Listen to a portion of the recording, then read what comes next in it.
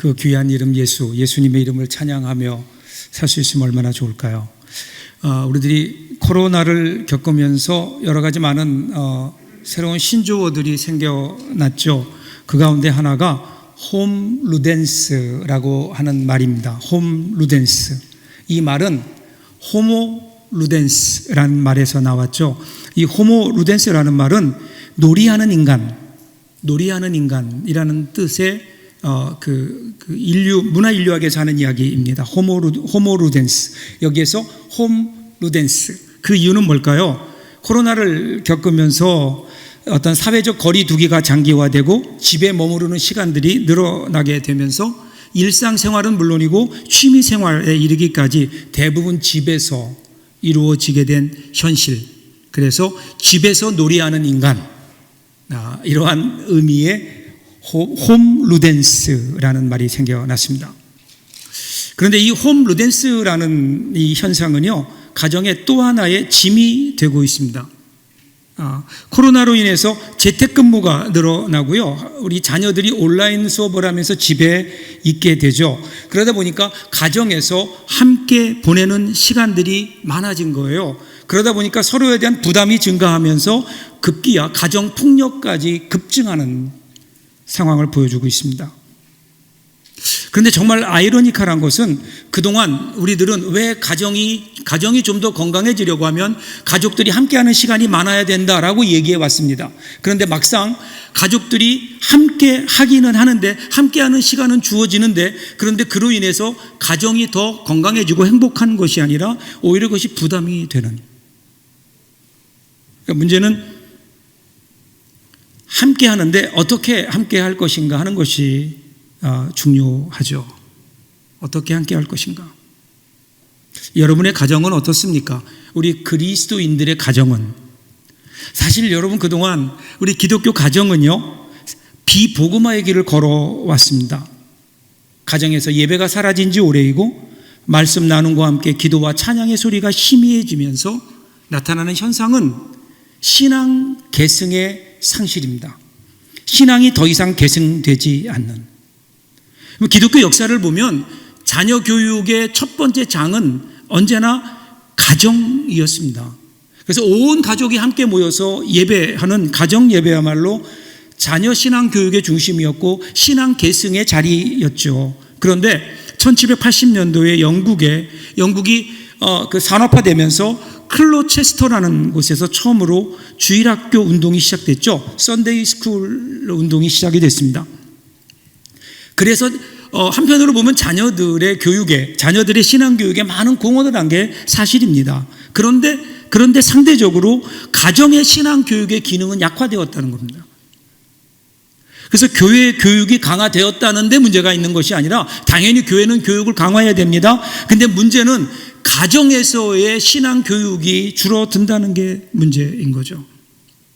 부모들이 자녀들의 신앙 교육을 그냥 교회에 넘겨버리게, 점차 떠넘기게 된 겁니다. 그래서 가정에서의 신앙 교육은 포기해버리고 그냥 신앙 교육이라고 하는 것은 교회에서만 하는 것으로, 그러다 보니까 우리 신앙도 그 중심이 가정 중심에서 교회 중심으로, 교육도 부모 중심에서 교역자와 그리고 교회학교 교사 중심으로 넘어가 버린 거죠. 그러면서 우리 가정은요, 신앙 공동체로서의 중요한 신앙 계승의 그 은혜를 우리들이 잃어버리게 되었습니다. 자, 이런 상황 속에서 우리는 지난 1년 반 동안 코로나 상황을 살았습니다. 거기에서 나온 이 홈루덴스라고 하는 이 현상은요, 그런 의미에서 우리에게는, 우리 그리스도인들에게는 다시 한번 신앙 교육으로 우리 가정을 세울 수 있는 좋은 기회가 아닐까. 코로나로 가족들이 함께 가정에 머무는 시간들이 늘어났다고요. 자녀들과 함께 할 수 있는 시간이 늘어났어요. 그러면 이제 우리가 해야 될 일은 그동안 힘들다고 미뤄왔던, 시간이 없다고 미뤄왔었던 가정 안에서의 신앙생활을 회복할 수 있는 기회로 삼아야 되지 않을까. 이런 의미에서 여러분, 코로나19는요, 우리에게 위기이면서 동시에 하나님이 우리에게 주신 기회일 수 있습니다. 사실 우리는 지난 코로나를 겪으면서 가정을 새롭게 보기 시작했습니다. 그동안 예배 그러면 교회에서만 드려야 되는 것인 줄 알았는데, 그런데 가정에서도 예배 드릴 수 있구나, 우리 가정이 예배 드리는 자리가 될 수 있구나, 온라인 예배를 드리면서 우리는 가정이 예배의 자리임을 확인했습니다. 여기에 머물지 마십시오. 더 나가야 됩니다. 그래서 가정이 우리 신앙 교육의 중심이 되고 신앙 계승의 자리로 회복될 수 있다면, 그럼 여러분, 이 코로나는요, 하나님이 우리에게 주신 정말 축복과 은혜의 기회가 아닐까.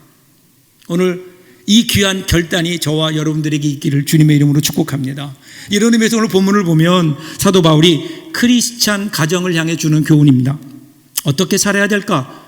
크리스찬 가정은 어떻게 살아야 될까? 이 세상의 가정의 가치가 아니라 하나님의 사람들이 모여 사는 하나님의 가정, 하나님의 자녀들의 가정은 어떤 가치를 가지고 어떻게 살아야 될까? 오늘 그 모습을 우리에게 보여주고 있죠. 우리가 1절부터 4절까지 말씀을 읽었는데, 오늘은 4절 말씀을 가지고 여러분과 나누고요, 다음 주일에는 1절과 3절 말씀을 가지고 함께 나누어 보려고 합니다. 자, 오늘 본문 한 절이에요. 4절 보세요. 어떻게 시작하죠?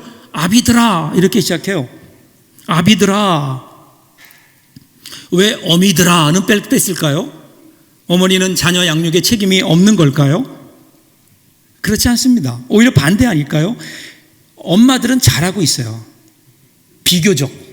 옛날이나 지금이나 가정에서 자녀들과 많은 시간을 보내고 자녀들의 교육의 주체는 정직하게 얘기하면 부모 중에서 엄마일 때가 많죠. 그러면서 더 어려운 일들은 아버지들이 자녀 양육에 대한 책임을 포기해버렸다는 겁니다. 이것을 뒤집는 거예요. 지금 이러한 전통적인 인식의 패러다임을 깨고 자녀 양육의 궁극적 책임이 아버지에게 있다는 겁니다. 아버지. 여러분, 다시 강조해요. 기독교 교육에 있어서 교회 교육과 주일학교 교육은 부수적인 겁니다. 신앙 교육은요, 교회에서 하는 게 아니에요. 가정에서 시작해야 되는 겁니다. 교회 신앙의 중심을 가정이 가져야죠. 여러분, 자녀는 부모로부터 가장 많은 영향을 받게 되어 있습니다. 자녀들은 부모로부터 신앙을 배웁니다. 그래서 우리 부모는 자녀들에게 주일 성수를 가르쳐야 되고, 하나님 말씀을 읽는 것을 가르쳐야 하고, 큐티를 가르쳐야 되고, 기도하는 법을 가르쳐야 되고, 어떻게 헌금하는지, 어떻게 교회를 섬겨야 되는지, 어떻게 교회 일들을 헌신해야 되는지에 대해서 가정에서 가르쳐야 될 책임이 있습니다. 우리 자녀들이 그렇게 우리의 신앙이 전수되어서 내가 믿는 하나님을 우리 자녀들이 믿고 나를 인도하셨던 그 하나님이 우리의 자녀들을 인도할 수 있다면, 여러분, 이것보다 더 큰 복이 어디에 있을까요? 우리 부모들이 자녀에게 줄 수 있는 게 뭐가 있겠어요? 최고의 선물이 뭘까요? 여러분, 그 신앙이 아닐까요? 신앙. 언제 우리 교회에서 함께 신앙생활하고 있는 어느 집사님과 함께 말씀을 나누는데, 그분이 그래요. 목사님, 제가 요즘에 서부교회 와서 새롭게 신앙생활을 하면서 새롭게 깨달은 게 있대요. 그것은 자녀들이라는 거예요. 자녀들을 위해서 내가 무엇을 해줄 수 있을까 생각했는데, 두 가지라는 거죠. 하나는 운동하는 것과 또 하나는 신앙을 가르쳐야 되겠다는 거예요. 그러면 우리 아이들이 우리 앞날에 나보다 잘 살 수 있지 않겠는가? 부모로서 할 수 있는 일이 그 두 가지가 아닐까? 건강한 육체, 그리고 인생을 살다 보면 여러 가지 많은 어려움이 있을 때, 힘든 일이 있을 때에, 내가 감당할 수 없는 일이 있을 때에 의지하고 기도하고 도움을 구하고 그 능력을 힘입어 살아갈 수 있는 하나님을 믿는 신앙, 그 두 가지만 있으면 우리 자녀들은 성공할 수 있지 않겠는가? 그래서 운동하는 법과 신앙은 자녀들에게 꼭 가르쳐야 되겠습니다. 그래서 제가 아멘 그랬어요. 아멘. 여러분, 생각해 보세요. 우리가 자녀들에게 줄 수 있는 것 뭐가 있을까요? 자녀들이 나를 통해 예수 그리스도를 만나고 하나님의 백성이 되고 참된 신앙을 갖게 된다면 더 이상 뭐가 필요해요? 내가 믿었던 하나님이 우리의 자녀들의 하나님이 되시고, 그 하나님이 그들의 기업이 되시고, 나의 하나님이 내 인생을 보호해 주셨듯이 나의 자녀들의 인생도 보호해 주신다면, 그럼 여러분, 이것보다 더 큰 복이 어디 있겠냐고요. 우리가 자녀들에게 줄 수 있는 것, 그것은 여러분 신앙 아닐까요? 믿음 아닐까요? 내가 믿었던 하나님을 그들도 믿는 것, 아니 그 하나님을 믿으면 나보다 더 하나님을 잘 섬기고 나보다 더 잘 사는 것, 이것보다 우리가 자녀들에게 기대하는 것이 무엇이 있을까요?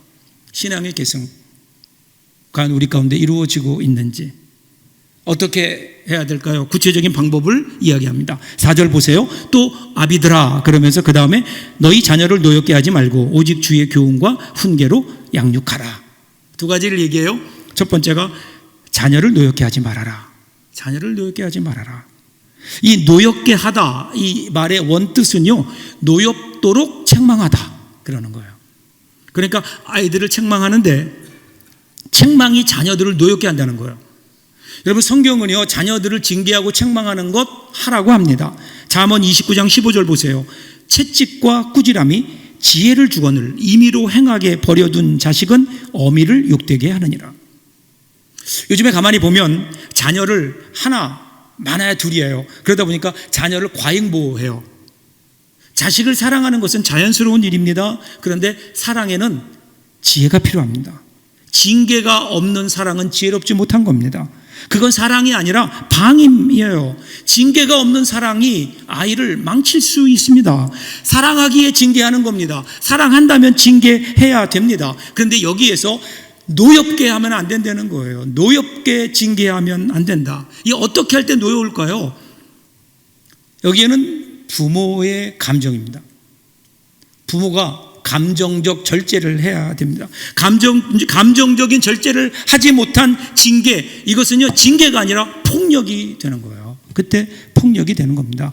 감정적인 처벌, 이게 여러분 폭력인 거예요. 분노가 너무 앞서거나 감정을 컨트롤하지 못하면, 그래서 그때 내 감정으로 하는 징계, 그 훈계는요, 그거는 징계의 목적을 이루지 못하고 아이들에게 교훈을 남기는 것이 아니라 아이들에게 상처를 남기게 되는 거죠. 그러면 부모를 향하여 마음을 닫고, 그리고 하나님을 향하여 신앙의 마음을 닫아버리는. 그래서 여러분, 우리들이 자녀를 대하다 보면 열받을 때가 있죠. 얼마나 많겠어요. 그때 좀 호흡을 좀 가다듬어 보세요. 그리고 그 아이를 한번 생각해 보세요. 이 상황에서 이 아이는 어떨까? 그리고 만약에 우리가 지난 일을 돌아보면서 혹시라도 우리 아이들에게 내 감정에 격해서 아이들을 혼내거나 아니면 아이들에게 교훈한다고 했다면, 아이들에게 화를 냈다면 아이들에게 사과하셔야 돼요. 아이들이 알아요.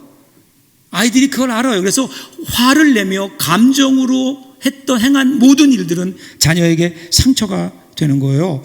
그것을 인정하세요. 그리고 사과하세요. 그러면 그 아이의 마음속에 상처가 사라지고, 그리고 우리의 자녀들도 잘못했을 때 사과할 줄 아는 아이로 성장할 수 있지 않을까요? 언젠가 제 아내가 저에게 와서 그래요. 한 번은, 여보 오늘 내가 현우한테 사과했어. 그래요. 그래서 뭘 잘못했는데, 그랬더니 몇 년 전에 현우가 너무 화를 내게 하고 말도 안 되는 일을 해서 너무 화가 나가지고 감정을 이기지 못하고 소리를 지르면서 막 해댔대요. 그런데 그게 두고두고 마음에 걸리는 거예요.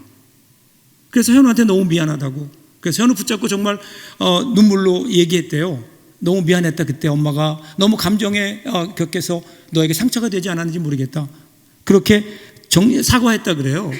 그래서 제가 그냥 웃었죠. 그리고 현우가 있길래 현우에게, 야, 너 엄마가 너한테 사과했다며? 그랬더니 뭐 다 잊어버려, 옛날 일인데요 뭐 그러더라고요. 그런데 그 아이 얼굴 보니까 너무 행복해 있는 거예요. 얼굴이 너무 평안한 거예요. 만일에 사과하지 않았다면, 물론 뭐 매번 기억하진 않겠죠. 그런데 어느 순간 그것이 여전히 마음속에 상처로 남아있지 않을까요? 우리가 하나님이 우리에게 주신 귀한 선물인 우리 자녀들 믿음으로 잘 양육하진 못해도 최소한 상처는 안 줘야죠. 혹시 우리 가운데 그러한 일이 있었다면 오늘 사과하십시오. 그 사과를 통해서 우리 자녀들의 마음에 상처가 지워지게 되는 겁니다. 그 가정의 교육, 가정에서 우리가 하는 교육은요, 우리는 자꾸 뭔가를 내가 가르치려고 하고 내가 뭔가 이야기를 하고 교훈을 함으로 아이를 바로잡을 수 있다, 교육할 수 있다 이렇게 생각하는데요, 사실은요 여러분, 진정한 의미의 가정교육은 아이들의 이야기를 듣는 것으로 시작하는 겁니다. 교육은 내가 하고 싶은 얘기를 하는 게 교육이 아니라 아이들이 무슨 얘기를 하는지 듣는 것이 진짜 교육의 시작이라는 거예요. 여러분, 기독교 교리 중에 핵심 교리가 뭐죠? 성육신의 교리입니다. 하나님이 인간이 되신 거예요. 하나님께서 우리와 소통하시기 위해서, 그렇죠? 하나님과 우리와 화해하시기 위해서, 우리와 대화하시기 위해서 하나님이 택하신 방법이 뭐예요? 그냥 하늘에 계셨더라면 우리는 하나님이 어떤 분인지 몰랐을 거예요. 근데 그분이 인간의 몸을 입고 이 땅에 오셨다고요. 우리의 몸을 입고 우리의 자리에 내려오셔서 우리는 하나님이 어떤 분인지를 알 수 있는 거예요. 우리가 경험한 하나님, 그게 바로 성육신의 은혜이고요. 그 성육신을 통해서 하나님은 하나님과 우리를 화해시키셨잖아요. 그렇다면 오늘 우리도 마찬가지예요. 이러한 은혜로 구원받은 우리 자녀들에게 해야 될 일은요, 우리의 자녀의 수준으로 내려가는 거예요. 내가 부모들 입장에서 아이들을 판단하는 게 아니에요. 내가 부모가 아이의 입장에 대해서 아이의 입장으로 내려가는 거예요. 그 아이의 수준으로 내려가서 그 아이가 실패했을 때도 그것을 지적하기보다 실패에 귀를 기울여주고 격려해주는, 아이가 공부를 좀 못해도요, 여러분, 그 아이들 공부를 못하고 싶어 못했겠어요? 다 뭐가 안 되니까 못하는 거죠. 그러니 못하는 아이의 마음은 얼마나 힘들까요? 그때 그 아이를 응원해주는, 그때 여러분 그 아이는요, 이 세상에서 경험하지 못한 하늘의 사랑을 부모의 격려를 통해서 듣는 거예요. 내 편이 있구나. 그 어떤 경우라도 내 편이 되어서 나와 함께 해주는 우리 부모님이 있구나. 이것을 통해서 여러분, 그것을 통해서 진정한 의미의 가정교육이 시작되는 것 아닐까요? 지난 주간 말씀을 준비하면서 인터넷 검색을 하는데 전에도 보았지만 아주 감동적인 영상이 있어서 여러분과 함께 오늘 좀 나눠보려고 합니다. 영상 좀 볼까요? 우리 애가요, 고등학교 2학년 때 자기가 어느 대학교에 어플라이를 하겠대요. 점수가 왔는데요, F가 온 거예요. 그래서 제가 선생님한테 이메일을 보냈어요. 혹시 그 점수 잘못됐냐니까 1분 만에 왔어요. 아니에요, 그거예요. 이제 교회 갔는데 우리 아내가 예배 보는데 우리 아내가 옆에서 막 울고 있어요. 예배 끝나고 나면서 왜 이렇게 울었어? 우리가 한나한테 거짓말 했잖아요. 무슨 거짓말? 우리 항상 그랬거든. 넌 하나님의 딸이야. We love you as you are. 너 자체로서 우리 너를 사랑해. 하나님의 딸이야. 속으로는 내 딸이야, 내 딸. 너 공부 잘해야 돼. 너 좋은 대학 가야 돼. 넌 다 A 맞아야 돼. 사실 그날 많이 회개했어. 집에 갔더니 애가 이불을 뒤집어 쓰고, 한나야, 빨리 나와, 빨리 나와. 우리 같이 밥 먹으러 가자. 싫어. 끌고 나왔어. 식당에 갔어요. 아빠 오늘 여기 왜 왔는지 알아? 왜? 셀레브레이트 하려고. 셀레브레이트가 뭐야? 네가 C 맞았으면 셀레브레이트인데 F를 맞았으니까 셀레브레이트. 아빠가 회개할 게 하나 있어. 아빠 너한테 그랬지? 너는 하나님의 딸이고 네가 정직하고 그리고 네가 열심히 하면 아무 상관없다고. 사실 그 거짓말이었어. 네가 이번에 F를 안 맞았으면 아빠는 평생 너한테 거짓말하고 살았을 거야. 근데 오늘은 정말이야. 아빠가 너를 셀레브레이션 해주는 거야. 너무 잘했어. 근데 너 왜 이렇게 F를 맞았네? 그랬더니 그때 아이들이 그 답안지를 어떻게 찾아내서 서로 돌렸대요. 우리 딸한테도 왔는데 너무 중요한 시험이가 그냥 던져버린 거예요. 자기는 치링을 안 한대요. 우리 딸이 얼마나 사랑스러운 제가. 정말 이건 셀레브레이션이야. 그 이후로요, 그 아이가 여러 가지 일들을 통해서 이제 학교에다가 어플라이를 하는데 엄마가 다녔던 대학에다가 다 어플라이를 했어요. 근데 에세이를 썼는데 에세이 제목이 셀레브레이션. 그리고 거기다가 제가 여러분들한테 이야기한 이야기를 다 썼어요. 이 세상은 정직하게 살 때는 페일할 수도 있다. 나는 수학을 좀 못합니다. 열심히 하지만 만약에 저를 여기서 뽑아주시면 내가 열심히 공부해서 그런 사람들을 인커리지 해주는, 그런 셀레브레이트 해주는 사람이 되겠습니다. 그래가지고 우리 애가 점수가 좀 비달되는데요, 나중에 합격장이 왔어요. 합격장. 여러분들의 물질이, 여러분들의 탤런트와 여러분들의 생명이 여러분 거라고 생각하십니까? 아니면 하나님의 것이라고 생각하십니까? 내 것을 내려놓지 않고서는요, 하나님의 아들 예수를 진정 만날 수 없습니다. 오늘따라 두 분이 오셔서 여러분, 우리 자녀들은 비교 불가한 하나님의 작품이죠. 우리가 신앙적인 고백을 떠나서 정말 그렇지 않나요?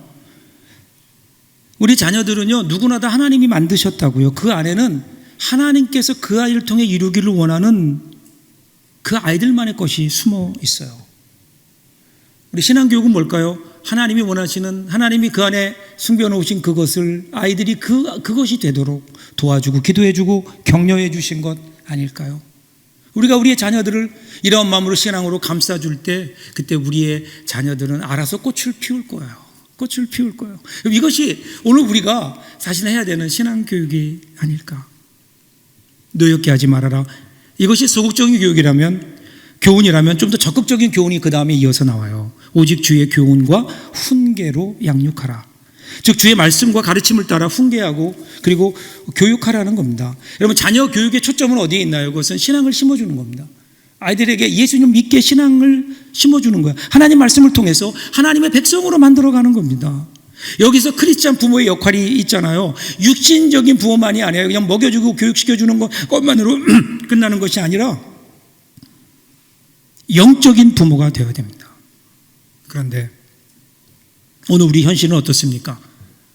학교 교육에 올인하고 있지 않아요? 학교 교육에 우리의 모든 아이들의 미래를 다 거기에 걸고 있습니다. 그런데 여러분, 학교에서는 지식교육을 합니다. 학교는 세속의 문화, 인본적인 문화, 하나님을 거부하는 문화로 가득 차 있습니다. 그 속에 우리 아이들을 방치해 두고 있는 거예요. 그리고 입시에 모든 경쟁으로 우리 아이들을 몰고 있는 것은 아닌가. 여러분의 자녀들을 가만히 보세요. 과연 거기에 신앙이 들어갈 자리가 있는지, 예수님이 들어갈 자리가 있는지, 과연 그 자리로 우리가 우리의 아이들을 인도하고 있는지. 집에서도 마찬가지 아니에요? 집에서도 입시교육에 밀려서 신앙교육은 뒷전입니다. 그리고 겨우 우리가 하는 게 뭘까요? 신앙교육은 일주일에 한 번밖에 안 되는 교회 교육, 주일학교에 미루어 놓고, 그리고 우리는 신앙교육에서 손을 뗀 채 아이들을 방임해 두고 있는 것은 아닌가. 그리고 어떻게 우리 아이들이 신앙의 아이로 자라기를 원하고, 어떻게 하나님이 쓰시는 하나님의 위대한 하나님의 사람으로 자라나기를 원할 수 있을까요? 구약의 사사기를 보면요, 이스라엘 백성들이 가나안 땅으로 들어가죠. 가나안 땅으로 인도했던 여호수아, 그리고 여호수아와 함께 그 모든 일을 이루었던 그 출애굽 1세대, 2세대죠. 그러니까 가나안에 들어온 1세대가 살아있는 동안에는 이스라엘 백성들이 하나님을 잘 섬겼어요. 근데 그들이 죽고 나니까 그 다음 세대는요, 하나님을 알지 못했고, 그리고 자기 민족들을 위해서 행했던 모든 일들을 그들은 전혀 알지 못했다는 거예요. 무슨 의미입니까? 신앙의 단절인 거예요. 신앙이 계승되지 않았어요. 이전 세대의 신앙을 물려받아서 그 위에서 신앙생활하며 더 하나님을 향해 나아가는 다음 세대, 넥스트 제너레이션이 된 것이 아니라 이전 세대와는 전혀 상관이 없는 다른 세대, another generation이 되어버렸던 거죠. 신앙 계승이 되지 않을 때 오는 불행입니다. 오늘 우리의 자녀들은 어떨까요? 우리의 자녀들은, 과연 여러분의 자녀들은, 우리 교회에서 신앙생활하는 우리의 자녀들은 여러분 다음 세대 넥스트 제너레이션입니까? 아니면 어나더 제너레이션, 다른 세대가 되어가고 있는 것은 아닐까? 우리 주변에 보면은요, 몇 세대에 걸쳐서 신앙생활하는 가족들이 있죠. 3대, 4대 아름다운 신앙의 어떤 유산을 가지고 아름다운 믿음의 가문을 이루어가는 가족들이 있습니다. 그러면 얼마나 참 좋겠다. 이런 가족들이, 이런 가문들이 많아졌으면 좋겠다. 그런데 여러분, 신앙은요, 그렇게 계승되는 걸까요? 그냥 아버지가 믿고 아들이 믿으면 그게 이대가 되는 걸까요? 부모가 신앙이 좋으면, 신앙생활 열심히 하면 자녀들도 자연히 그 신앙을 물려받게 되는 걸까요? 그 집에 태어났다는 이유만으로, 그 아들로 태어났다는 이유만으로 신앙이 전수되느냐는 거예요. 아니에요. 여러분, 믿음의 가문을 이루어가는 가정을 가만히 그 안을 들여다보면 거기에는요, 분명히 다른 집과는 다른 무언가가 있다고요. 그게 뭐예요? 신앙 계승의 자리예요. 그것이 가정 예배일 때가 많아요. 신앙 계승의 자리가 있다고요. 가정 예배는 온 가족이 함께 모여 세대를 초월해서 하나 되는 자리입니다. 할아버지, 할머니, 부모, 그 다음에 손자, 손녀 간에 어우러져 한 마음으로 하나님께 예배하는 그 시간, 세대 간의 단절을 당연시 여기는 이 시대의 풍조를 뛰어넘어서 복음으로 하나 되고 말씀으로 하나 되고 믿음으로 하나 되는 이 가정 예배, 여러분, 이 가정 예배를 우리에게 있다는 것이 얼마나 경이로운 은혜입니까? 그런데 우리가 이 은혜를 놓치고 있는 것은 아닐까? 여러분, 이 가정 예배를 통해서 신앙의 계승이 이루어진다니까요. 이것을 통해서 믿음의 사람들이 우리 가운데 나올 수 있다니까요. 여러분, 지금 다음 세대를 걱정할 일이 아니에요. 걱정해야 될 것은 오늘 우리 세대입니다. 우리가 신앙생활을 제대로 하고 있는가? 우리가 바로 서면 다음 세대가 되는 거예요. 아니면 다른 세대가 되는 거예요. 오늘 성경 분명히 얘기하잖아요. 가르치라고요. 그런데 여러분, 가르친다는 뜻, 히브리어로 보면 야라라는 단어가 있는데 이 말은요, 인도한다, 앞서가면서 따라오게 한다라는 뜻입니다. 그러니까 가르친다는 것은 단순히 지식 전달이 아니에요. 여기에서 가르친다고 하는 것은 본을 보이는 겁니다. 그러기에 가르친다는 것은 실천하면서 따라오게 하는 것이고요. 신앙교육은 특별히 인지적 교육이 아니라 모델링 교육인 겁니다. 신앙교육은 내가 어떻게 사느냐에 따라 우리의 자녀들이 그걸 배우는 거예요. 에스라 7장 10절을 보세요. 에스라의 결심입니다. 에스라가 여호와의 율법을 연구하여 준행하며 율례와 규례를 이스라엘에게 가르치기로 결심하였더라. 에스라의 결심이 나오는데요. 순서를 보세요. 어떻게 하죠? 율법을 연구하고 가르치기로 결심합니다. 그런데 그 중간에 단어가 하나 나와요. 그게 뭐예요? 준행하여. 우리의 실수가 여기에 있는 거예요. 하나님 말씀을 연구해요. 하나님 말씀을 배워요. 뭔가를 알아요. 그리고 나서 그것을 준행하기 전에, 나에게 적용하기 전에 먼저 우리 자녀들에게 가르치려고 하는 것은 아닌가. 준행, 나에게 적용해 보는 겁니다. 내가 그 말씀대로 살아보기 위해 노력하는 겁니다. 그걸 위해 땀과 눈물을 흘리는 겁니다. 그러면 그 모습 자체가, 그 과정 자체가 우리의 자녀들에게는 그것이 곧 산 교육이 되는 거죠. 신앙교육은요, 부모가 먼저 보여줘야 되는 겁니다. 자녀들은 부모의 잔소리로 자라가지 않습니다. 부모의 등 뒤에서 부모의 삶을 지켜보며 자랍니다. 기도에 대해서 말하는 것으로 자녀들이 기도하는 게 아니에요. 부모가 기도의 삶을 살 때, 힘들고 어려운 일이 있을 때마다 눈물로 하나님 앞에 기도하는 어머니의 기도를 보는 자녀들, 여러분 나중에 어려운 일 있고 힘든 일이 있을 때 그 자녀들이 뭐 하겠어요? 어머니를 생각하며 무릎 꿇고 기도하지 않을까?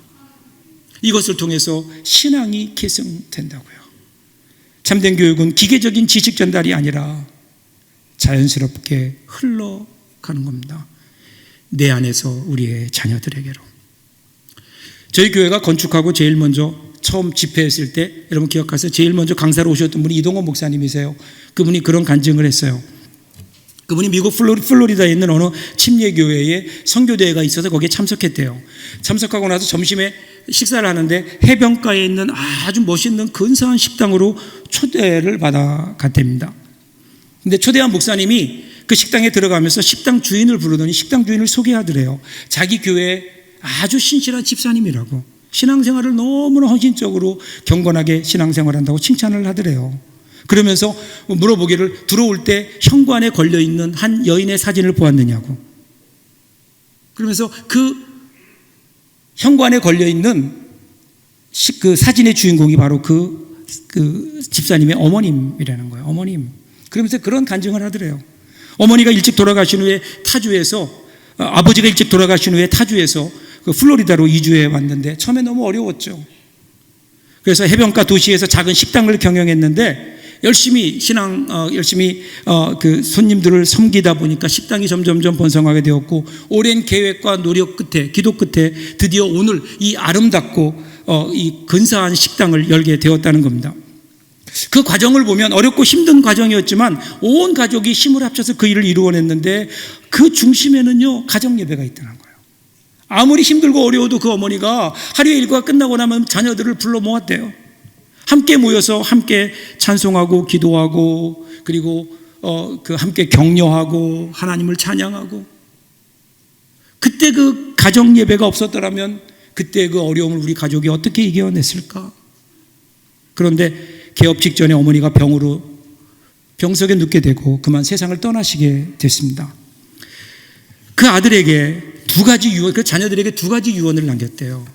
하나는 먼저 식당을 잘 경영해 달라. 그러나 사업보다 하나님을 더 귀하게 여기지 말아라. 인생의 주인은 하나님이시다. 두 번째는요, 이번에 시작하는 이 식당에서는 절대로 술을 팔지 않았으면 좋겠다.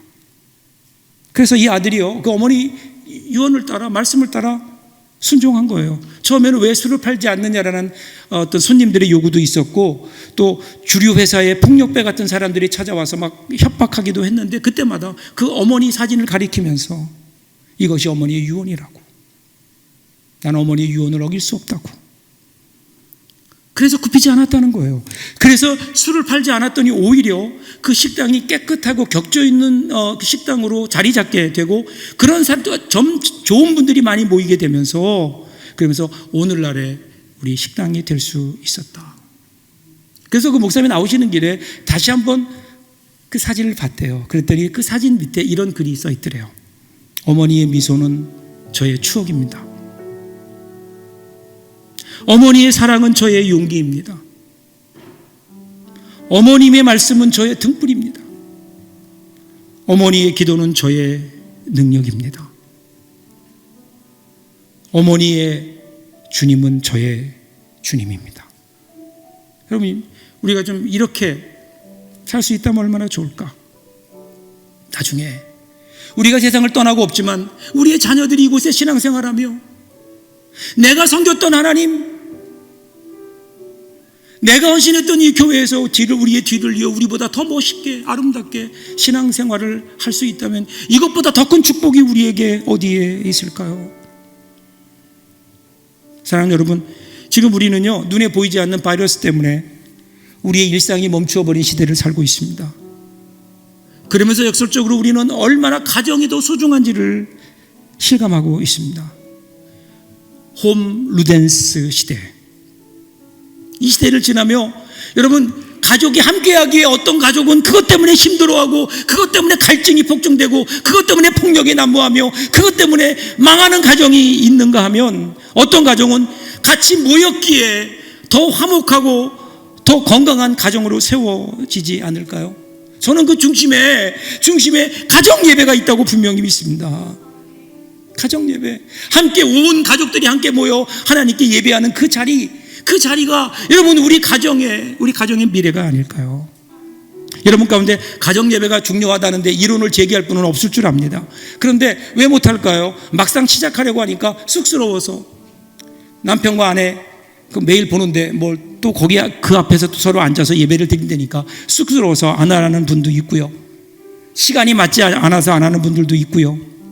자녀들이 예배 드리는데 부담 갖고 싫어하는 것 같아서 아예 포기하는 경우도 있죠. 여러 가지 일들이 있을 겁니다. 근데 사랑하는 여러분, 한번 시작해 보십시오. 여러 가지 이유로 시작하지 못해요. 그래서 이번 5월 16일부터 우리가 구원의 홈주를 시작하는 겁니다. 가정 예배를 세우기 위해서 우리 가정마다 서북교회에 속한 모든 가정들이 하나님께 예배드리는 그 귀한 비전을 가지고 이번에 저희들이 이 일을 시작하는 겁니다. 여러분 힘을 내십시오. 그동안 시작하지 못했던 가정이 있다면 이번 기회에 한번 여러분 가정에 하나님께 예배하는 가정 예배가 세워지는 기회로 한번 삼아 보십시오. 저희 교회가, 저희 목회자들이 여러분 뒤에서 기도하며 여러분들을 도울 겁니다. 그래서 여러분 그것을 통해서 우리 자녀들이 내가 믿었던 하나님을 알게 되고 서로 함께 이 어려운 시절을 함께 마음을 나누며 위로하며 신앙 공동체로 성장해 갈 수 있다면 이것보다 더 큰 은혜가 어디에 있을까요? 오늘 결단해 보세요. 오늘 이제부터 이번 기회에 우리 가정에도 그런 가정 예배 시작의 축복이 있기를 원합니다. 이런 마음의 결단을 가지고 오늘 함께 나아가는 저와 여러분들 될 수 있기를. 그래서 정말 바라기는 이번 한 주간 동안 우리 가정에 여기저기에서 가정 예배를 드리는 은혜가 있기를 주님의 이름으로 축복합니다. 기도하겠습니다.